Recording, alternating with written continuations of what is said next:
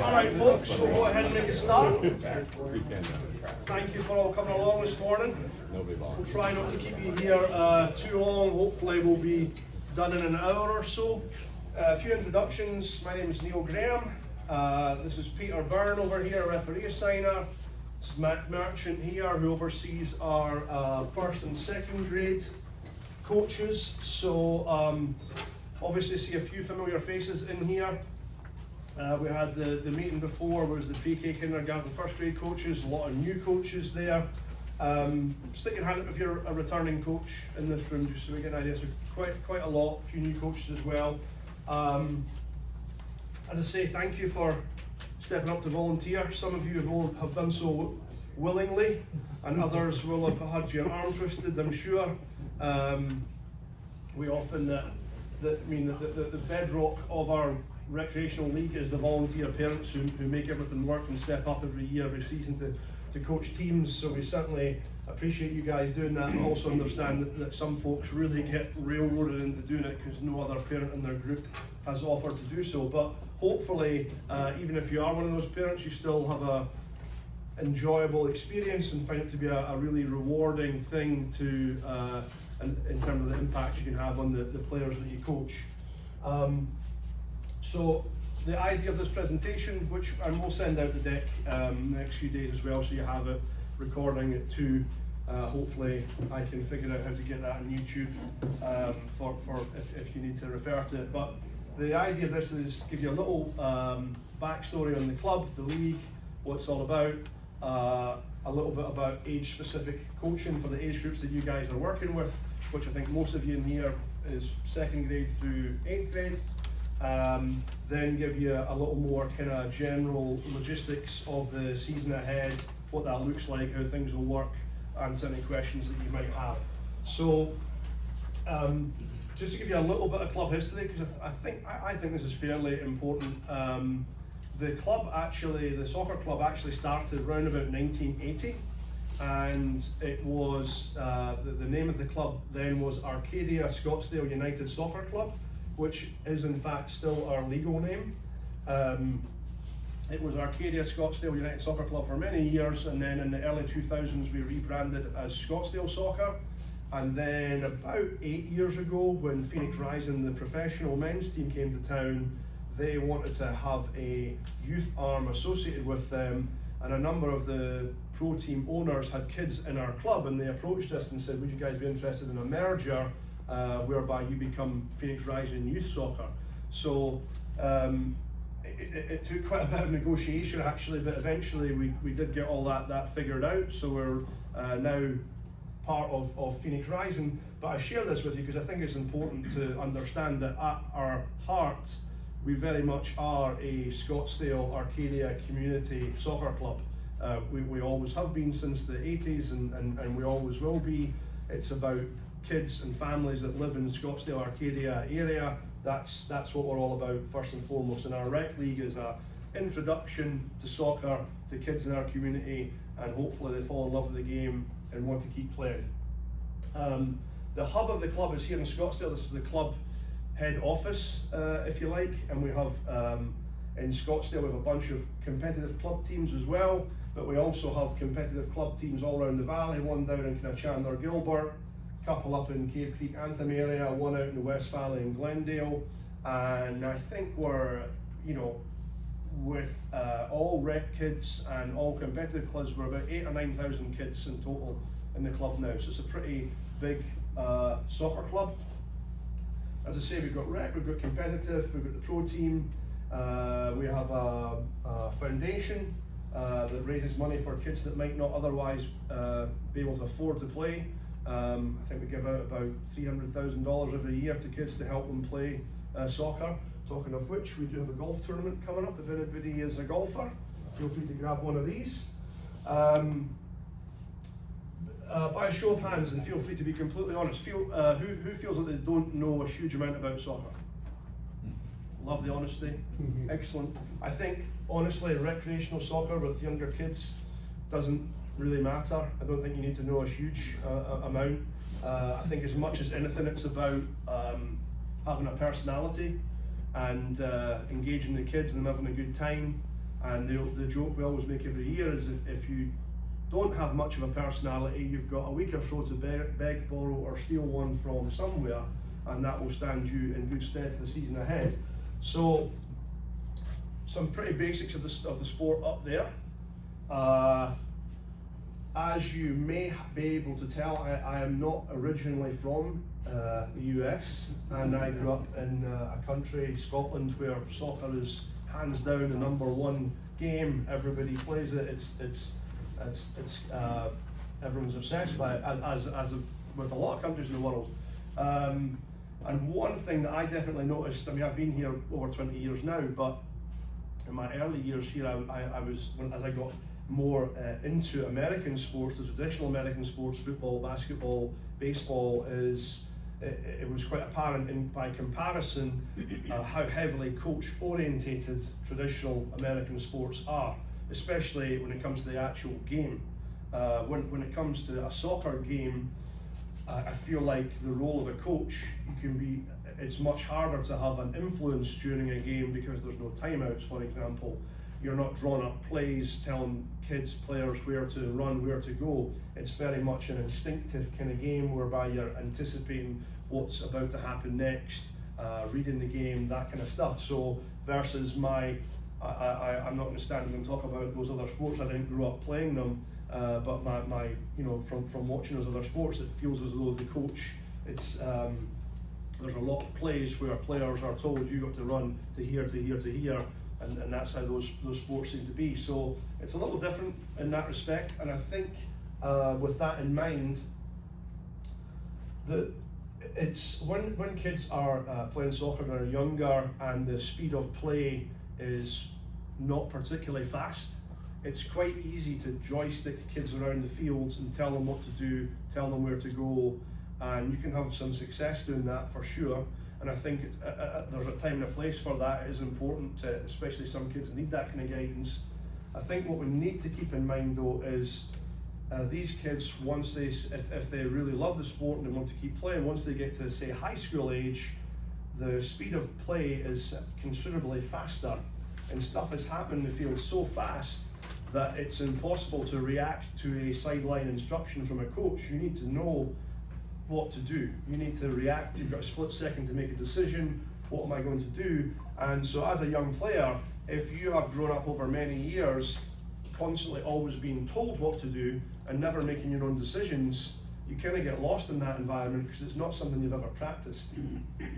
So I think that's the blend of what we need to think about as we're coaching these kids is when is the time to tell them what to do, when is the time to allow them to make their own decisions. And like anything in life, when you make mistakes, you learn from them, right? And you figure out, oh, that was a terrible decision I made there in the soccer field. I will learn from that, not do that again. But if you're never allowed to make the mistake in the first place, it's a little tricky to do that. So just some food for thought on that. There's some real basic new coach tips for you. I think a lot of this is pretty common sense.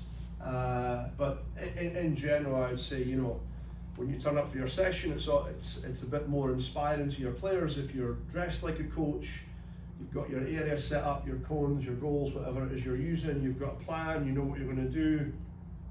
Lots of high fives, lots of smiles, lots of enthusiasm. These are younger recreational soccer players. I think that's what they want to see. So a few ideas there. I put this one up here primarily because I think it's really important to think about this. When we put our rosters together, we put them predominantly based on what part of town do you live in, or what school do you go to, because we're trying to create neighbourhood teams, kids playing with their friends, that kind of deal. And within that, if you have got a couple of athletic players on your team, you will probably win most of your games this season. If you don't have any athletic kids on your team, you will lose every game this season. That is the blunt reality of recreational soccer at this age and this level. And I think as coaches, we torture ourselves a little bit because we think as a coach, we need to how do we improve? How do we win? You're lying in bed on a Saturday night, having got beat 7-0 that day. You're torturing yourself, and the kids have long since forgotten about it, of course. But I think bigger picture stuff is some of the ideas up here, and life lessons that all team sports can teach. And if you are a team that has got no athletic kids and you do lose every game, how can you make that a teachable moment for these kids in terms of resilience? And life isn't fair, and so how do we deal with that? How do we react to that? How do you respond to that? That kind of thing. What I can tell you is I am sadly now of an age where I'm starting to run into kids that I coached years ago who are now young adults themselves, and some of them even have young kids in the rec program. And what I have observed in conversations with those adults now, when I ask them about their memories of playing for the club, it's very rarely, if ever, do they mention results or wins or score lines, anything like that. It's always how they felt, people they played with, the coaches they liked, the coaches they didn't like, memories of somebody's dog ran onto a field and grabbed the ball one day, or their memories are always things like that. They never remember what happened on the 18th of October in a rec soccer game where they were in a nail-biting 4-3 victory. They don't tend to remember that. So I think it's important to have that kind of perspective in terms of the impact you can have on players, and when you see them in many years' time, how did you make them feel? And we all want to win. Losing sucks. It's miserable. I often am conflicted when I'm coaching. I just wins are amazing and awesome, and you love it. And defeats are just brutal. The drive home after a defeat is just miserable. I hate it. So it's tough. We all want to win, but and in the age where there's a lot of debate about participation, medals and trophies and all that, and I'm sure there's lots of different opinions on that. We've had many debates over that over the years in here about that. But so we're all trying to win. We all want to win, but the reality is, those of you with slightly less athletic teams will probably not win much, and this is when we need to think about, okay, why are we doing this, and what will these kids remember? In terms of from a coaching support perspective, we're here to help you as much or as little as you need. So if you don't need any help, that is fine, have at it. We will not interfere. But if you would like help, please never hesitate to reach out to us. We'll send out a lot of resources as we go through the season. And if you would like one of our professional licensed coaches to come out and run a session with your team, pending schedule availability and all that, we can teach somebody to come up and run a session with you. Say, hey, here's what a good 3rd grade session should look like, to give you some ideas if you need that. A new thing that we've just got up and running this year, which we will send you an email on with login information, is we've got it's a Rising Rec playbook. And if I go to it'll be something you can log into on your phone. It'll be like an app, and then you can also log into it on your laptop as well. And it's lots of age-specific kind of lesson plans and videos. So if you want to work on shooting for 3rd grade kids, you can search that and it will give you some suggested ideas. I think the next one kind of gives you a little bit of a idea of what it would look like. You log in and you would select whatever age group it is, whatever activity it is, and it gives you a video with a diagram, just to give you some ideas on age and ability appropriate type activities. So as I say, it's brand new, literally finished it a couple of weeks ago. We will keep adding to it as we go, and hopefully we get feedback from you guys, stuff you like, stuff that you think's missing, and our technical team will add stuff to that, and as I say, hopefully it'll be a good tool for you. Some other stuff up here that you might find helpful. So the US Soccer Federation, the governing body for all soccer in the US, they're based out of Chicago, and then each state has their own state association. ASA, Arizona State Association, they run a lot of coach education certifications. That image on the left there shows some of the courses that they've got coming up, if any of. I should preface this by saying there's no, you absolutely don't need to do this. This is more geared for people who are like really gung-ho about coaching and want to go and get some legit certifications that are recognised by the US Soccer Federation. There's a bunch of great stuff that you can do in person or online if you have an interest in doing so. But don't feel obligated to do it, because some of them can be quite time consuming. Some of the online modules are just a couple of hours, but the in-person ones could be like a full weekend. But if you're really into your coaching, you would find it really beneficial. The pro team do some youth nights where they offer specials to our families who want to go and watch a game. I know when I was a kid, my dad took me to professional soccer games a lot, and I loved it. Watching the pros in action was unbelievably influential. So there's a youth night coming up in a couple of weeks.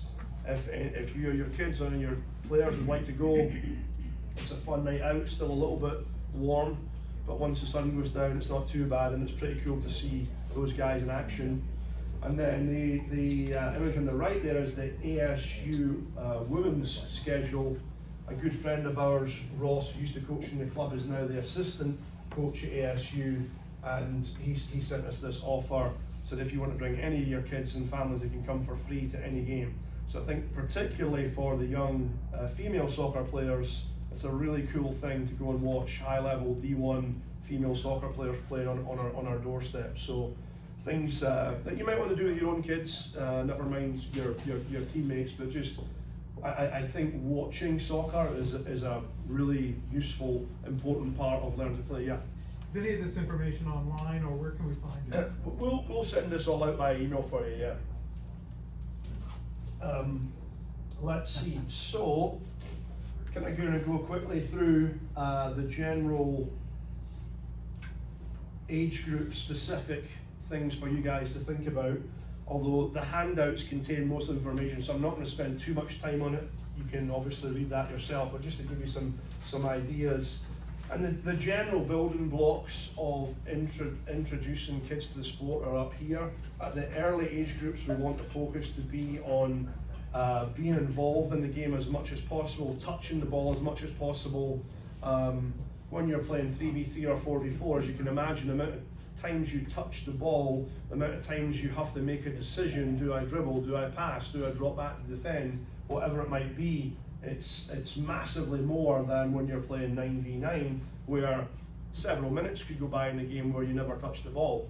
So at the younger age groups, the focus is really all about repetition of technique.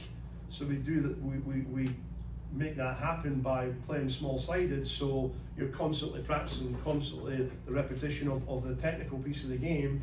And then as you get a little bit older, we start to introduce more of the tactical decision-making piece of the game. So it's kind of learn to walk before you can run, so to speak. I think sometimes folks are in a real hurry to get to the quote-unquote real game with big goals and offsides and throw-ins and all that. But you know, if your players can't connect 3 or 4 passes without the ball going out of bounds, why are we even worrying about that?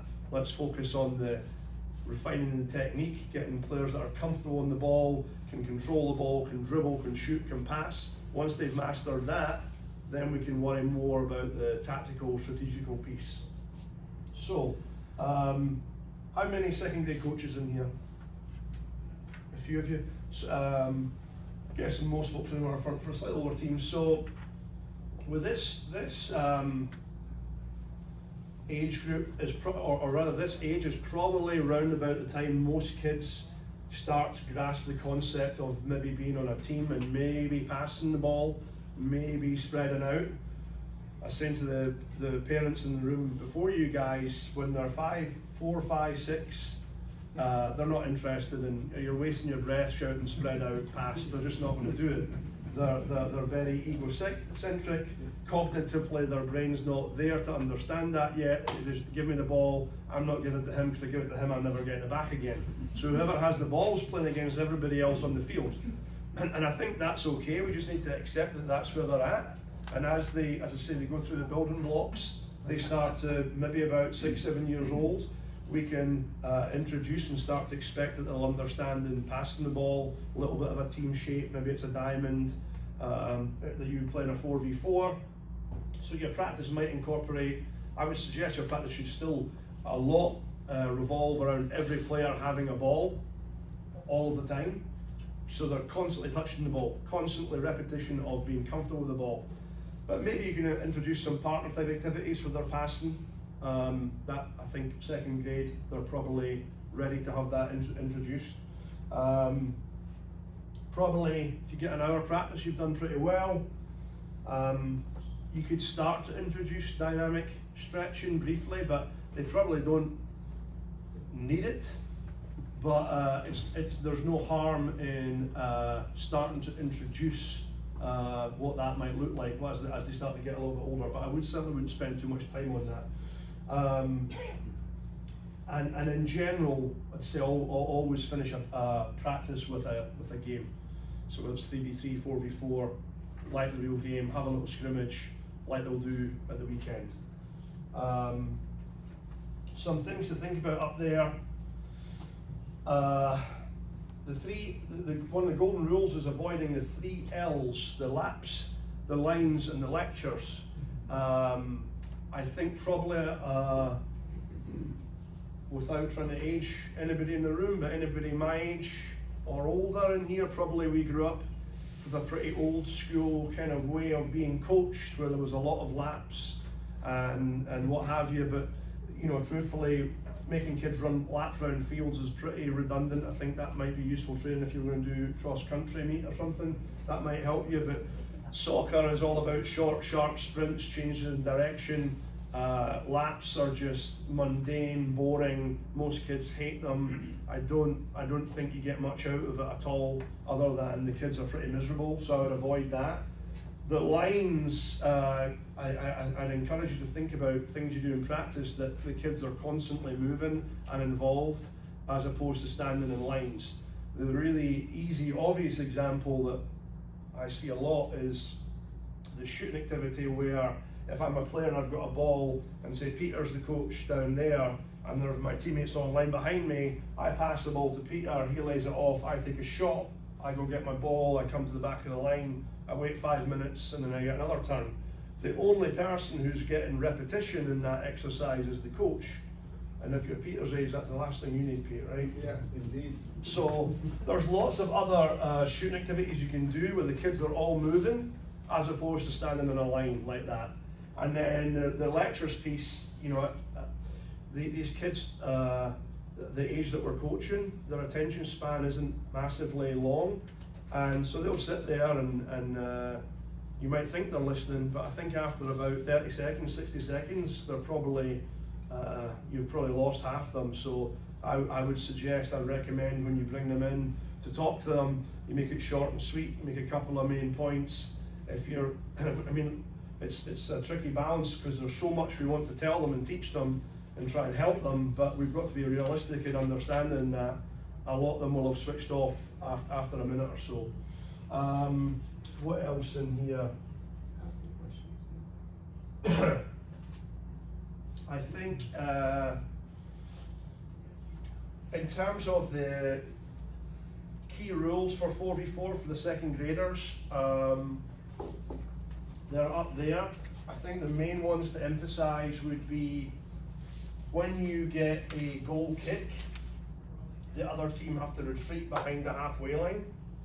So let's say you've got a player here about to take the goal kick, you might have one player here, maybe you've got another one here, maybe another one here. The opponents more than likely will be, the cavalry will be ready to charge as soon as the goal kick is taken.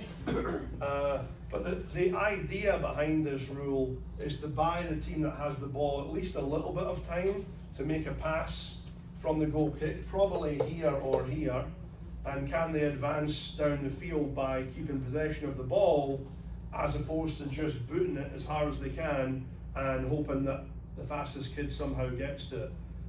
So it defeats the purpose of the rule if this kid just boots the ball.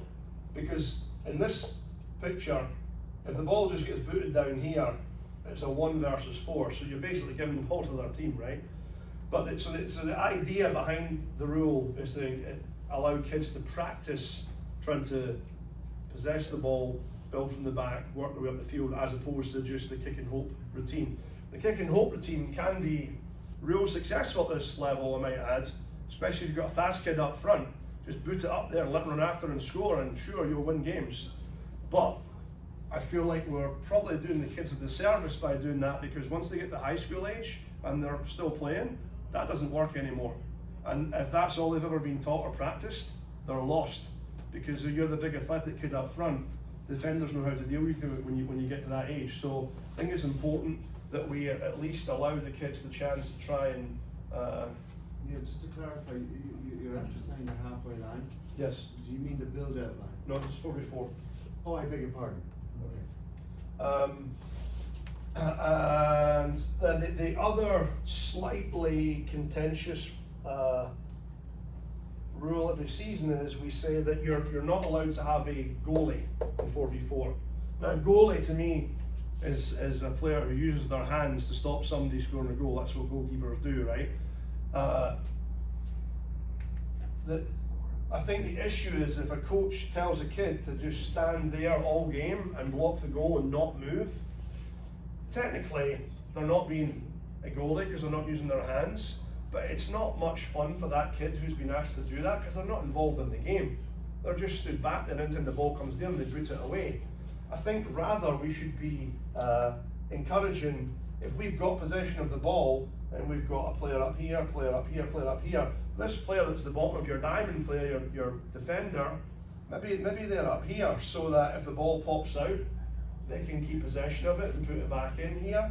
They can maybe even shoot, they're involved in the game. Now, that's not to say when you lose possession of the ball, this player for sure, he or she's going to drop back there and protect the goal. They're not just going to leave it open and say, yeah, go ahead and score. The nature of the game, you're trying to stop other teams from scoring. So I think if you've lost the ball and you're defending, that's okay to have a player blocking the goal.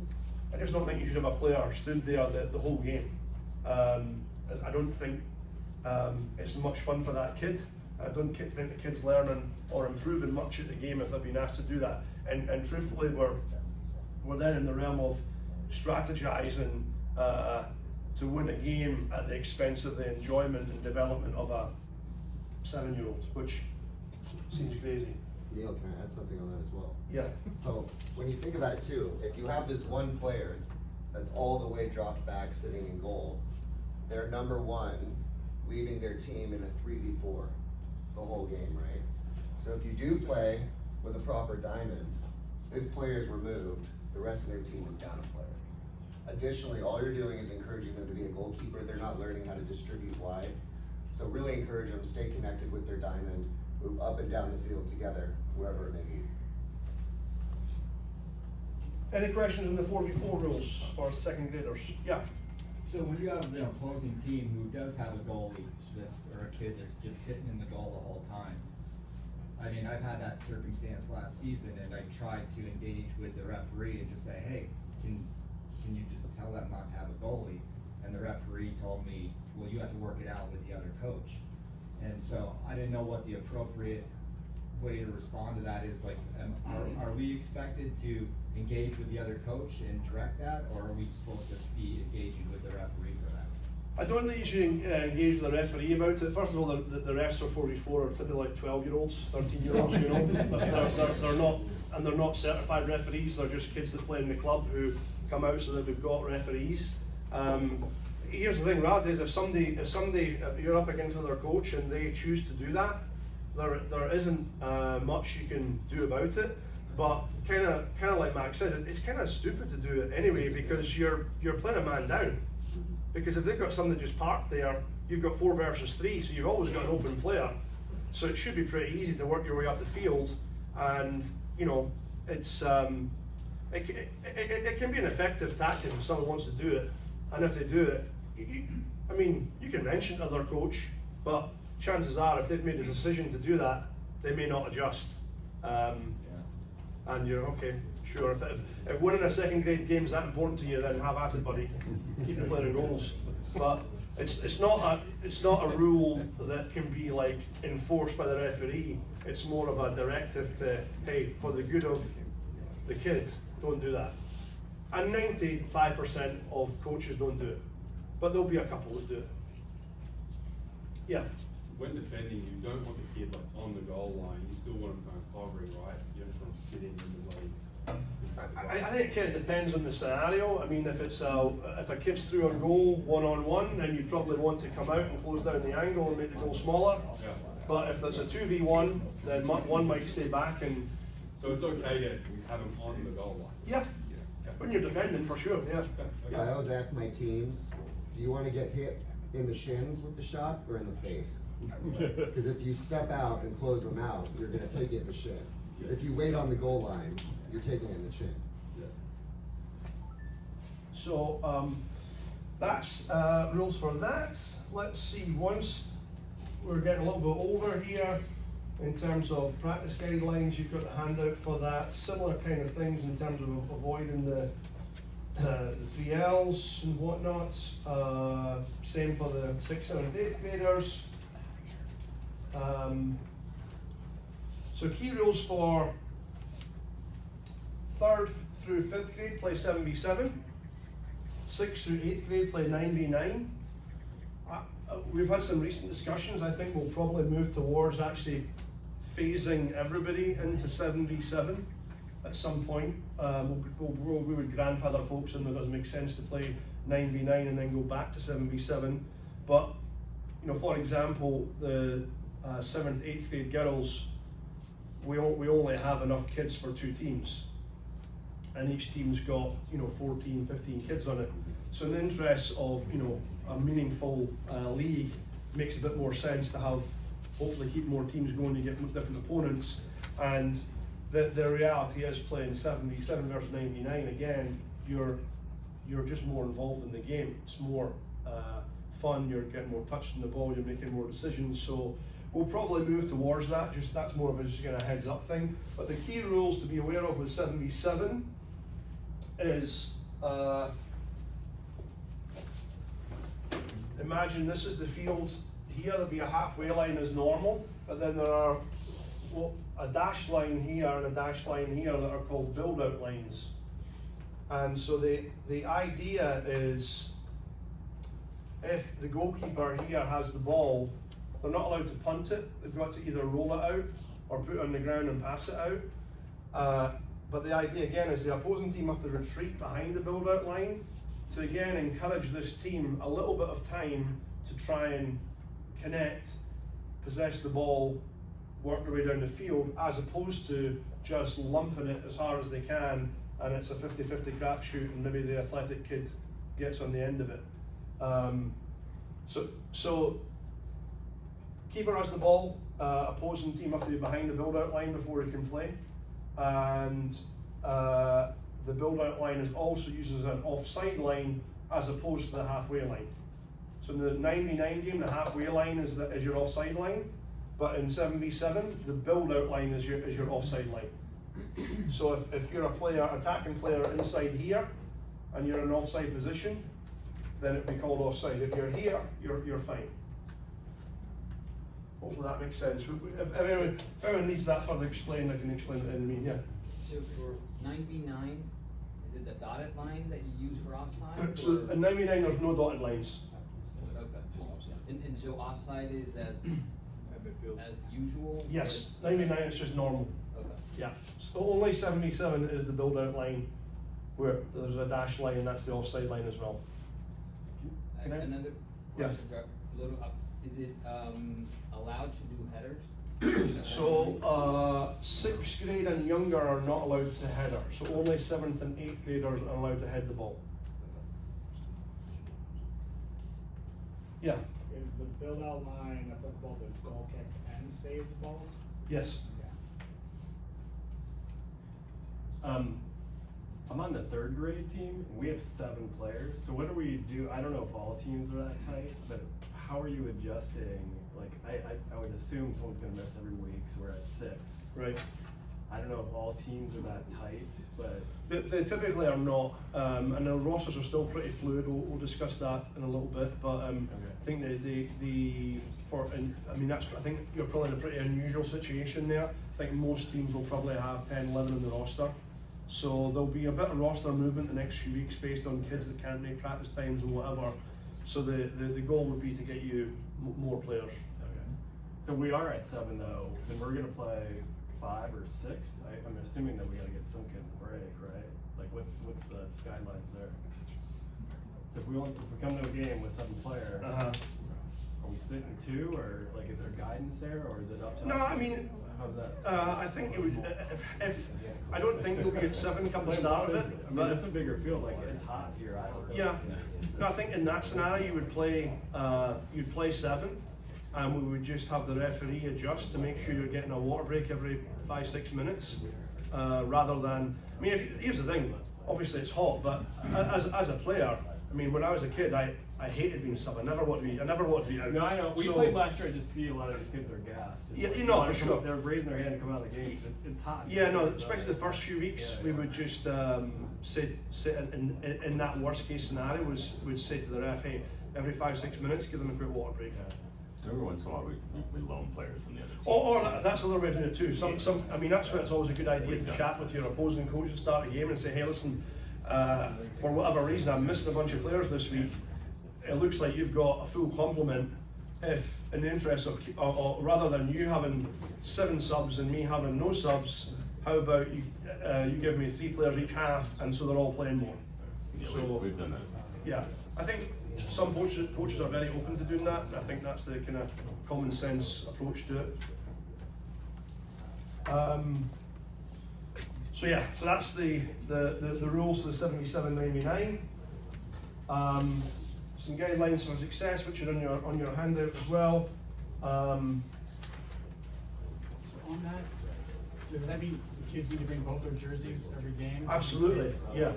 I would always just always tell your kids to bring both jerseys, just in case. There's always gonna be someone that forgets one, and then everyone has to change. Yes. While we're on the jersey thing, I was wondering, it just says you're home this week or away this week. Can it say you're home red or you're away white to make it easier for the parents? Because they were always asking, so which jersey is it? Home away. You're talking about could we add it to the game schedule? Yeah. I'm not sure, could we? I'm not sure, Doug, actually. We can take a look at it for sure. We certainly send out reminders at the start of the season, hey, if you're home, you're white or whatever it is. Where do we do that? It's already has it. No, that's in right. It's in there? White away or red away? Home white, red away. Oh, that's what I said. Now you know it's So home is white, red's away. Neil, something that somebody shared with me and I never forgot, because I always forgot, and said like, if you just remember the White House, you'll always remember your home is the white, right? So if you just remember White House. Yeah. I've that's never all. heard it before, I like that. Yeah.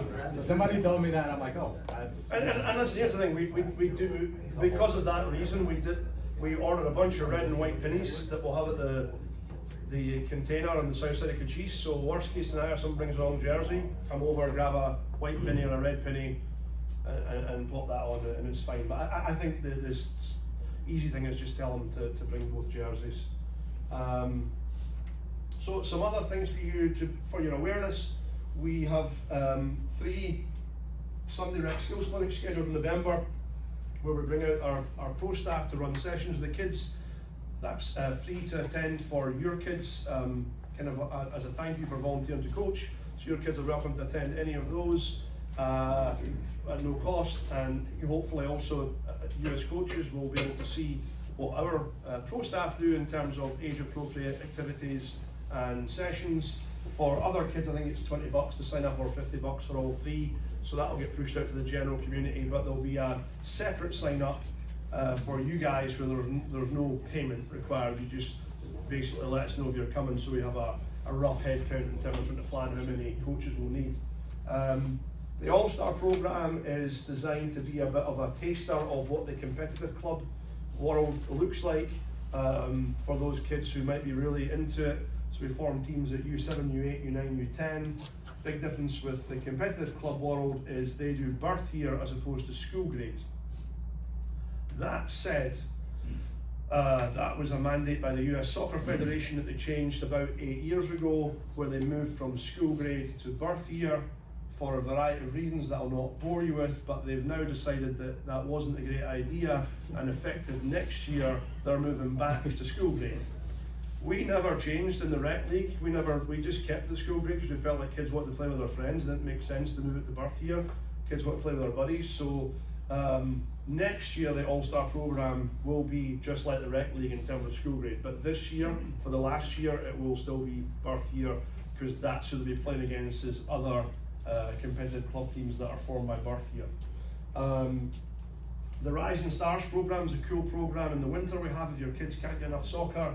It's every Friday, every Sunday.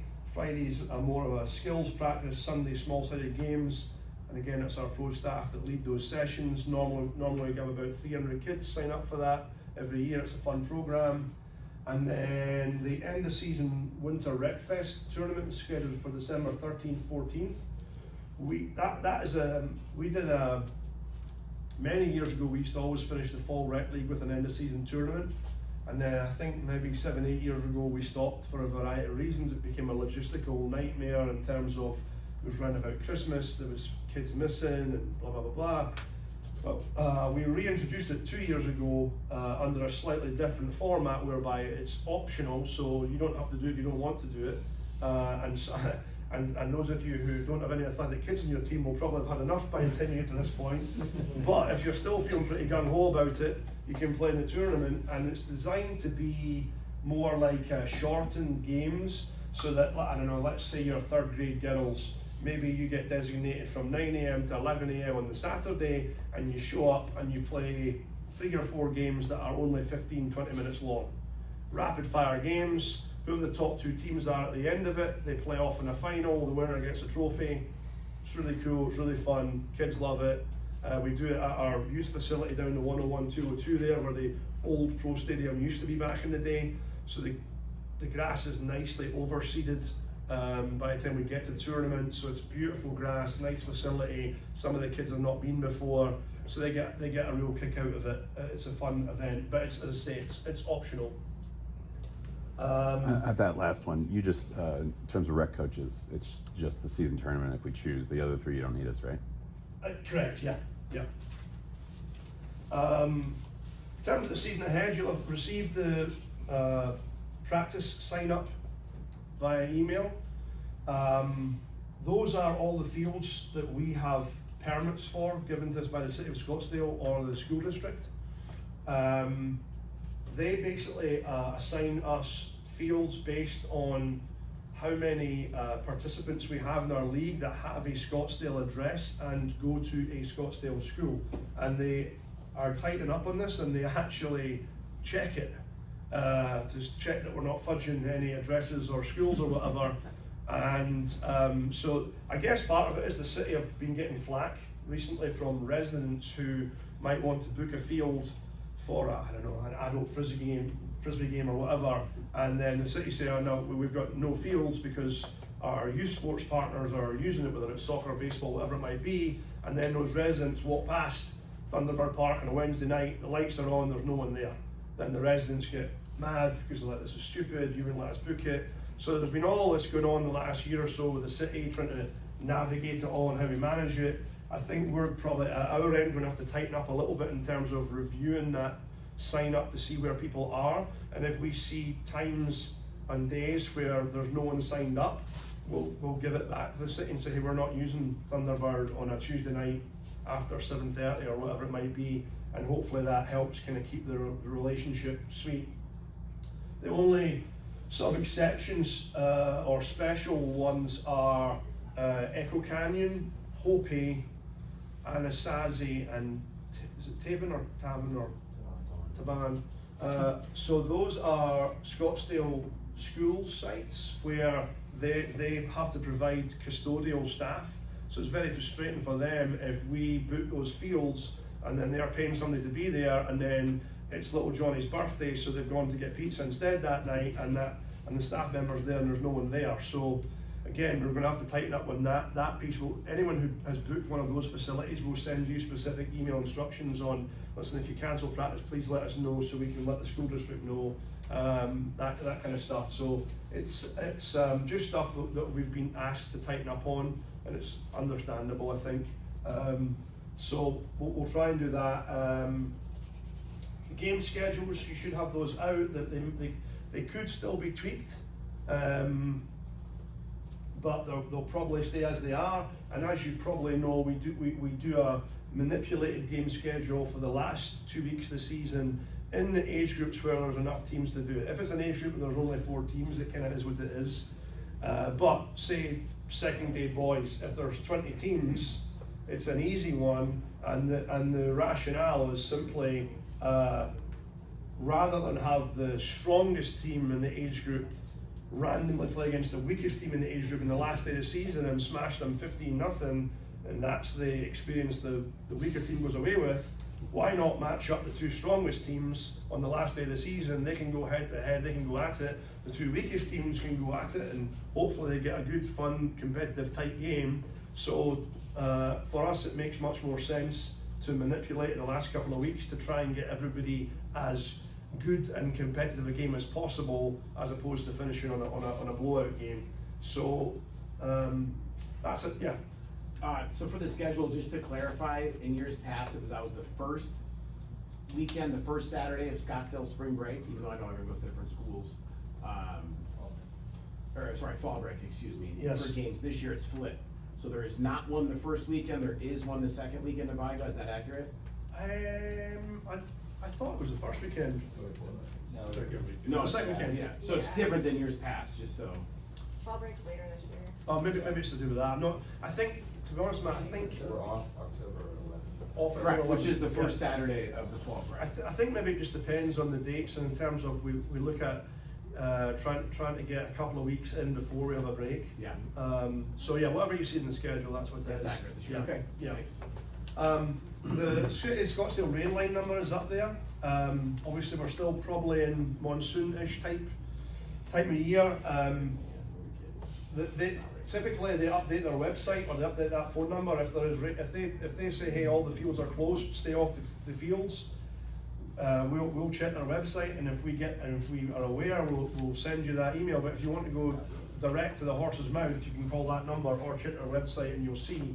And obviously, if there's been rain the night before or that morning, they might update it by about 2 p.m. But if it's one of those ones where there's a storm coming in, it might not be updated. Their general guidance is that if there's standing water in the fields, please stay off, otherwise you'll just ruin the grass. So I think common sense, if you're out there and there's a bit of standing water, I would just get off. So that's that. Our club registrar, Polly, will send you all a background check at some point in the next week or so. She's got all your information. I don't think she's done it yet, but that should go out, and then we ask everyone to complete the concussion course once. So if you've already done it once, you don't need to do it again, but if you've never done it, you should have received an email on how to do that. And then the app Viga that we use is really helpful. Your roster information, schedules are on there. I encourage your families to download that onto their phones. It's really helpful, yeah. Hey Neil, a couple of things, right? Number one, let's say scenario is like you're 9v9, Icom only has 8, they've got really 10 or 11, they really can't share anywhere with you. Are you playing 9v8 at that point, or are they gonna go down to play or play 8v8? Whatever the scenario is. I think it's a conversation you have with the other coach. If it was me and I was the other coach, I would play, if I've got 11 players, I'd offer to play 8v8, but not all coaches will do that. So there's no set rule within Phoenix Rising FC that says you gotta do that? Well, if it's supposed to be a 9v9 game, then I mean, it's no different to, I used to coach the high school across the street there, and often we'd play against, it's a small high school, we'd have 9 players. We'd rock up and play at high school. Bring 30 players on a bus, and shoot 90% of coaches will play 11 against us. Yeah. And but once you've had that done to you a few times, you have a little different perspective in it all. But I mean, it's worth a conversation with the coach at the start of the game. It's more of a conversation. Possible to grab kids from the game before. Well, yeah, that's the other thing, but like what you alluded to, I mean, I think once you get to know other coaches in your age group, there's no harm in saying, hey, we see you're playing the game before us next week, and we're light on numbers because of such and such, then your players want to stay and get an extra game. That's fine. And if it's a younger sibling in the rec league as a one-off game, jump in, it's fine. We'd rather, get a 99 than do that. My other question was around, look, I know there's no mercy rule here, right, but generally, like you said, some teams are gonna be really athletic, some are not. I personally, as a coach, it does no one a service on your team. You're up by 7 in the first half or 5 in the second half to continue to keep scoring and scoring and scoring. I generally have to back off and just, look at defense or pull a player, whatever it is, but I see no value to the team either scoring or losing or by 7 or 8 or 9. I know there's no mercy rule, but. Actually, I think this next slide kind of addresses that in terms of managing blowout games, because there will be games like that. Yeah. And I think listen, once if you're 4 goals up, the game's done. You've got the W is in the bag. You're good. You don't need to stress anymore. I think at that point, what are we? Do we need to unnecessarily humiliate and embarrass young children playing a recreational sport? I don't think we do. And I think there's ways of managing the game to lessen the annihilation of another team. And that can be, I mean, one of the rules that we've had for years, it's not always implemented, is if you go up by 4 goals or more, then the other team can add a player. But if you've got no subs, you can't do that, of course. But you as a coach, I mean, if you've got a stud player who's scoring tons of goals, and you're smashing somebody, why not put that player in goals? Do they need to? They've scored 5 goals already. Do they need to score 7? I don't think so. Or at halftime you're winning 6-0. Hey guys, listen, this other team are not very good. You guys are smashing. You're amazing. You're playing so well. I want to challenge us to get better. So now I'm going to say you can only score with your weaker foot in the second half. You can only shoot with your left foot. Or I only want you guys to score once you've connected at least 5 passes. Don't want you to rub other team's nose in it. Don't want you to make it obvious that you're doing it. I want you to be discreet, but I don't want to embarrass this team, but I want us to practice and us to get better. So here's what we're going to do second half. So there's things like that you can do that challenge your own team to improve and get better. And listen, kids get it. The kids themselves know once it gets to, goal number 10's gone in, obviously the kids that are getting smashed are, distraught. But even the kids who have scored the 10 goals, they start to feel a little bit it's kind of shitty. This is not, this doesn't feel right. So I think that there are lots of ways we can manage it. And as I say, once you're 4 or 5 goals up, very few teams are coming back from that. So I think at that point, you can start thinking about, how do I manage this? Do I take a player off? Do they add a player? Do I put some restrictions on my team to try and just pump the brakes a little bit? I just wanted to add 2 extra points there. I'm the ref assigner. So if I'm out on the field and I observe that, I'll go over to the coach. I'll go over and go, do you really need to be doing that, or can you not change it up a little? I appreciate that, because we have coaches that didn't do that. The other thing I do is I check the scores, and it might be too late to address it, but the following weekend I take a mental note and I'll go over to the coach and I go, hey, listen, you know you're winning 9-0. Is there anything you can do? Like, it's irritating to me because it's common sense. Right. You're not It trying to. If a coach is doing that, what are they doing in their head? That's what I want to see. Actually, it's the coach that wants to do that, not the kids. It's supposed to be an enjoyable. That's right. And the last point is, it's way more fun when it's 1-1 or 3-3. As opposed to 7. You can see the body language of players. So we are actively trying to reduce that, and it is getting less. But as always, there's always that one coach. There's just the one coach. Yeah. I want to confirm the ball size, because I had emailed and they said 3 for 3rd grade, but it's 4 here. Is it Size 4? 4, yeah. Yeah, the size 3 is for 4 before and younger. Alright, we're almost done. A couple of quick things just to So, in terms of all the games at Cheese, where you guys will be, the first games of the day, the guys, there's like 30 fields. The guys will race around, put the nets out in the box. If you're the first game of the day, we'd appreciate if you just hang on one net. That would be amazing. It just helps everyone get set up a bit quicker. Corner flags you've got them, put them in. Last game of the day, if you don't mind taking those nets off. If you're on the 4v4 fields, it's really helpful if you can drag a goal across the fence where we lock them all up. It just makes us get wrapped up a little bit quicker, because the guys that are there for like 11, 12 hours. It's a long day for them, so if you can help, that's massively appreciated. In terms of soccer etiquette, I did a little video link. I came in here yesterday, did a dry run, and it worked perfectly, and I tried today and there's no volume. I have no idea why that is. So I'll not make you watch the video with no volume, but in general, you know, first grade and older, when there are referees, you as a coach, you're not allowed onto the field unless the referee invites you onto the field, and the only way the ref would invite you on if a player was hurt. So otherwise you should stay off the field. Whether it's 4v4, 7v7, 9v9, the way it will be set up is all the parents would be on one side of the field, and then one coach and his players would be there, another coach and their players would be there. I don't think there's any need to have more than 2 coaches.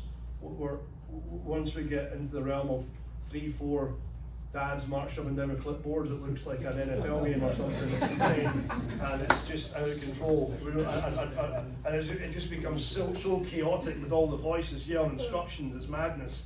So, what's that? We've got big goals. Yes. So, these little technical areas, as we might call them, I think some folks don't know this. Is if this is your technical area and your side of the field, you as a coach should not be kind of wandering down here in front of the other bench with their coach. That's not the done thing, as it were. It's quite annoying when someone does that. So you just stay in your own half the field there, preferably in your own little area. That is good soccer etiquette in terms of that. And then, you know, if you yell and scream like a lunatic, then your parents on their sideline, you give them a green light to do the same thing. And then the whole thing just becomes chaos, and the kids are just, what the hell is going on here? And I mean, the referee piece, Peter will speak on it. You've heard us say it many times before, a lot of you returning coaches, there's a massive referee shortage in the state of Arizona, nationwide. We've got kids that play competitive club soccer for us. They're not certified referee, they're just high school kids or younger that come and referee these games. They're not necessarily experienced referees, they're often not very good, they often miss calls, but it's better than no referee. And a few years ago we were faced with the situation where we were going to have to tell rec coaches we've got no referees. So, you know, we have to lead by example, understand that these refs are not very good, they're going to make poor calls. It's part of the game, it always has been. Even at the highest level, when you watch soccer on TV, referees make mistakes all the time. Even with the new VAR stuff they've introduced, they're still screw things up and make terrible decisions and mistakes. It's part of the game, and I think, I mean, young Chris, who's through the back there helping hand out gear, he's on my under-19 boys team. One of the biggest things that I hammer those guys with is stop using the referee as an excuse for your own poor performance. I think we do a disservice to the kids by giving them the out of blaming somebody else for their defeat. Look yourself in the mirror, be accountable. How well did you perform? So blaming referees is just not acceptable. The referees are out there, they're doing their best, they'll make mistakes, they're not very good, that's okay. We've got to be respectful of them, we can't be abusing referees, and if you abuse referees, then you give old lunatic granddad on this sideline, he'll be going crazy at the referees. Yes? So I'm new to Phoenix Rising, but do you ever have a situation where there isn't a ref, and what do you have to do? Rarely, right? 4 seasons ago, it was the case. Okay. And so what would happen is the 2 coaches would say, that's okay, it's cool, we'll do it, you know, we'll do our side, and they're genuinely respectful. These days, thankfully, through our program and a lot of hard work on our part, it's unusual that we don't get games covered. And since I'm on the refereeing, yeah, you could, I think you were into that. Yeah, I actually wanna talk Oh, about yeah. to you. Okay, can I So- jump in here and own you? Yeah, fine. Yeah, so I Go ahead. was in a different league a couple years ago, when I first moved here. And we had a situation, I didn't find out until after the game. A parent, or actually a grandparent, went around and started swearing at the ref. So it wasn't a So, coach. Granny's, I didn't find out till afterwards, so I approached that league and said, I don't want that parent ever again on the field. Cause he was swearing out the ref. I didn't find, my kid told me actually, Amin told me, my son, he's the one who was helping me out. And he validated that parent was swearing at the ref. I mean, he's a little kid, like 12 years old. This old man is swearing at him. What are we doing? just to let you know, we'll have a zero tolerance on that. Let me talk about the 4v4 first. We have 4v4 coaches here, right? Yes. Okay. Tend to be the younger referees. They're coming in, they're inexperienced, and they're learning. The good news is a lot of those 4v4 referees have now moved on to 77 games, and they are certified.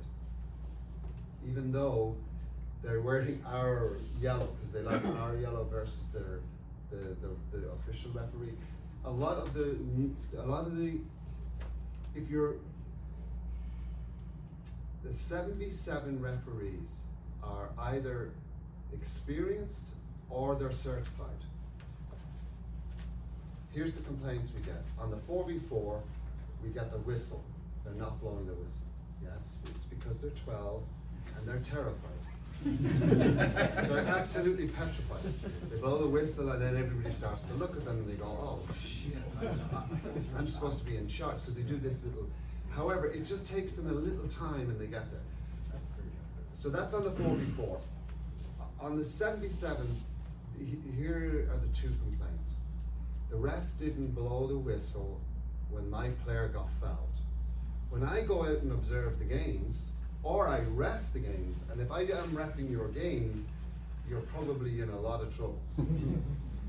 What we see as we observe is the two players come in, there's a tackle, one of the players ends up on the floor, not because he was fouled, because he's awkward, or she, or clumsy. No foul occurred, it was just sheer awkwardness. And then the other one is handball. So I can tell you, if the referee was to blow the whistle every time a handball occurred, there would be no game. So we typically tell the referees, listen, if the ball hits here and it bounces on the ground, don't be blown. It's only when they deliberately do it. They don't have the coordination skills all the time. You know, they're jumping up, they can't head it, and then all of a sudden it hits off them. But there's no real damage here. Yeah, it was in a professional game, of course we'd call that, but it bounces on the ground and play goes on. So don't be too harsh on the refs if they don't call that. It's when it's a deliberate attempt, and you do see kids, you know, that they'll catch the ball sometimes.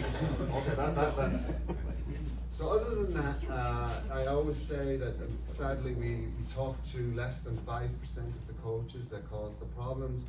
The vast majority of coaches are hugely respectful, both to the referee, the games, and the players, and we would love to keep it that way.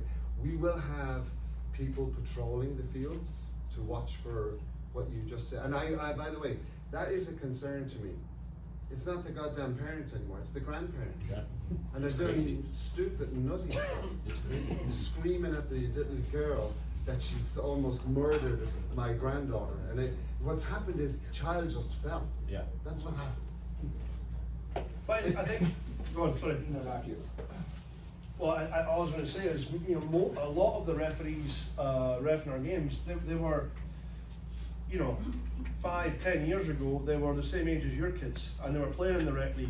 And so it could be your kids in another 5-6 years' time that maybe they're wanting to earn a little $20 cash for refereeing a game.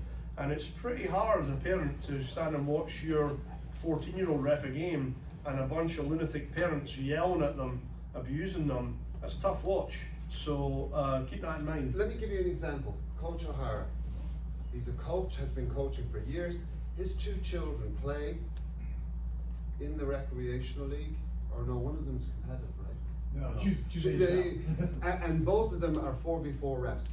Those two in particular are very experienced 4v4 refs. They know exactly what they're doing.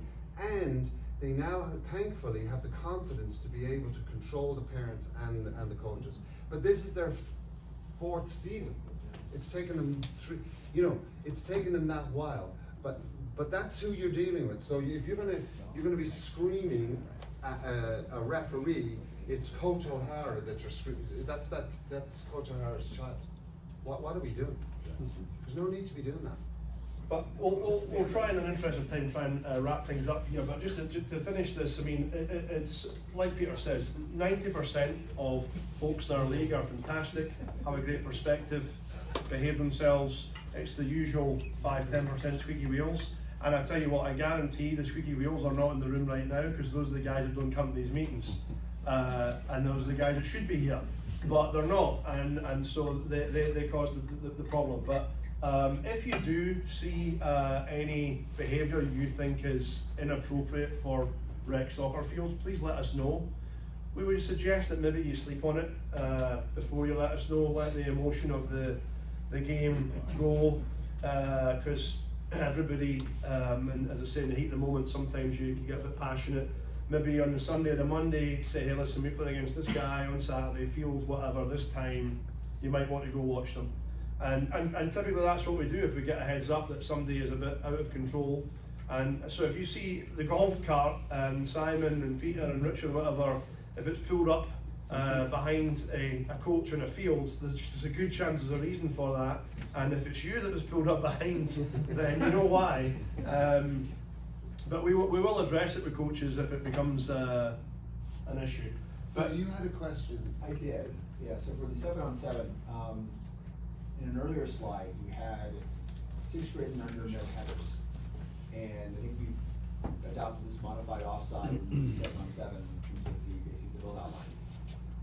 We're not clear on slide tackling and cards for 7-on-7. I'm talking, I'm 3rd grade coach. So where are we there? Because I saw a couple different references to it in slides we're going through, but we don't. Well, what's the reference to cards? Are there cards? Oh, no, sorry. First, I don't know, Neil, you do the slide tackling. Well, so slide tackling is technically, the rule is that there should be no slide tackling. But that said, you know, when I think of a slide tackle, I think about the adult version of a proper slide tackle. I often see in rec off balance, uncoordinated kids that throw a leg out and they kind of fall over as they tackle, and somebody's shouting slide tackle. It's not really a slide tackle, he's just off balance and falling over. So, but you know, if I mean, to be honest, I can't remember the last time I ever saw in rec a kid coming in with a proper sliding tackle. I don't think that's ever. No, I mean, there wasn't, my question is like, is it, for the younger grade, for 7th grade and under, it's a non-starter, that you are not supposed to do it at all, even accidentally or what have you. For 3rd grade and up, is it, if someone does do it, let's say not unintentionally, is that against the rules? That's what I'm clarifying. They're not supposed to slide tackle. Yeah, but it's a little bit of a grey area in terms of what is a deliberate slide tackle. And at the end of the day, it's all about player safety, right? And if the referee feels like a player, because you will get the odd aggressive, it's unusual, but you will get the odd kid who's just super aggressive, and maybe the ref or coaches have to say to that player, hey, listen, love the bravery and aggressiveness, but you just need to tone this down a little bit. Last thing on the red cards.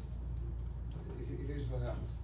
Thank God, rarely does it happen. What happens is the referee, and I've had this now, the referee will come over and be shaking and crying because they've handed out a red card. They don't want to do it. It's very rare though, and it's because the other player was deliberate. They deliberately went over and hit the player in the face, or typically what they do is when they're running off from the tackle, the player that feels the foul should have got a foul. They'll lash out with their leg. Now that's deliberate. Right. So they're the ref, and I will never go against a ref calling a ref, because they rarely do it, and they don't want to do it.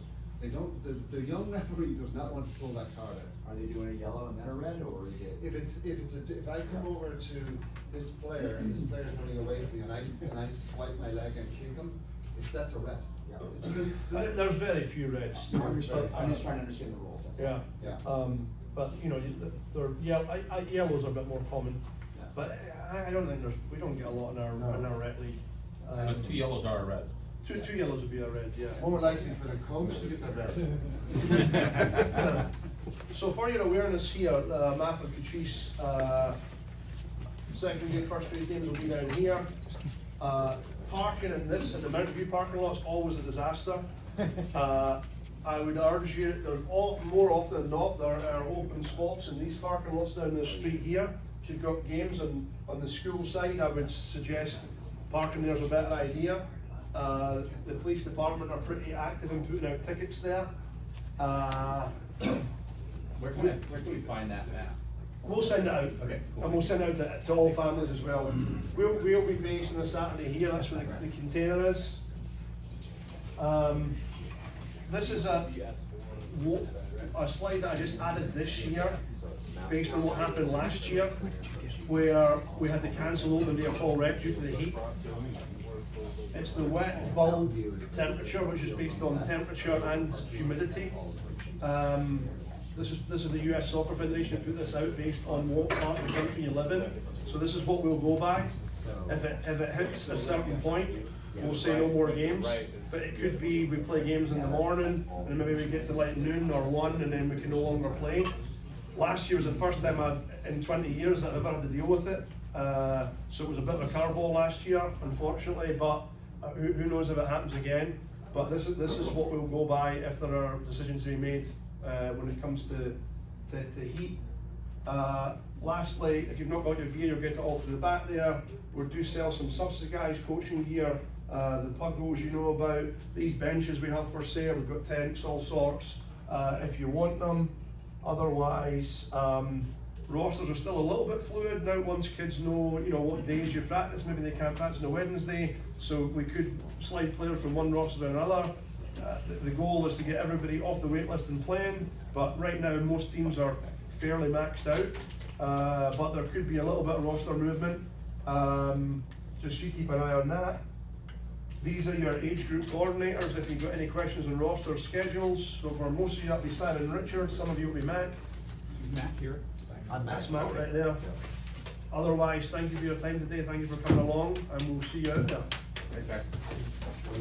Any 4v4 girls coaches that need practice goals? I got a couple. How'd you do it, Johnny?